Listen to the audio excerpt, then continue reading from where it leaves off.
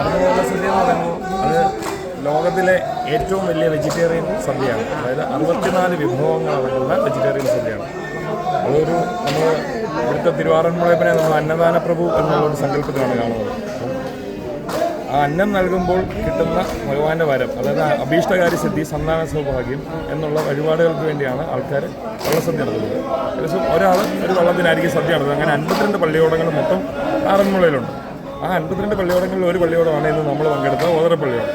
അപ്പം ഇന്ന് വഴിപാട് നടത്തിയ വഴിപാടുകാർ നമ്മുടെ ഓതറപ്പള്ളിയോടത്തിനാണ് നടത്തിയത്. അവർ വള്ളം കിടക്കുന്ന കടവിൽ വന്നിട്ട് ഭഗവാന്റെ മാല ഇവിടെ പറ ഇട്ടതിന് ശേഷം ഭഗവാന്റെ മാല വാങ്ങി അവിടെ വള്ളത്തിന് കൊണ്ട് സമർപ്പിച്ച് വെറ്റപുകയുടെ ദക്ഷിണ നൽകി അവിടെ നിന്ന് സ്വീകരിച്ച് ഇവിടെ കടവിൽ വന്ന് ഏറ്റവും വെറ്റപുകലയും അഷ്ടമംഗല്യവും താളവും മേളവും എല്ലാം കൊണ്ട് കൂടി സ്വീകരിച്ച് വലം വെച്ച് ഇവിടെ വന്ന് പറയ്ക്ക് മുമ്പിൽ പറ തളിച്ച് പറ ഇട്ടതിന് മുമ്പിൽ വന്ന് പാടി പിന്നെയാണ് സദ്യയ്ക്ക് പോയിട്ടുള്ള ചടങ്ങുകൾ. ഇനിയിപ്പോൾ നടക്കാൻ പോകുന്ന സദ്യ കഴിച്ചതിന് ശേഷമുള്ള ചടങ്ങാണ് പറ തളിച്ച് വഴിപാടുകാരെ ഒക്കെ ആ അനുഗ്രഹങ്ങളും കാര്യങ്ങളും എല്ലാം നേടിക്കൊടുക്കണം എന്നുള്ള രീതിയിൽ പ്രാർത്ഥിച്ച് പാടി തിരിച്ച് യാത്ര അയക്കുന്ന ചടങ്ങാണ് ഇനി നടക്കുന്നത്.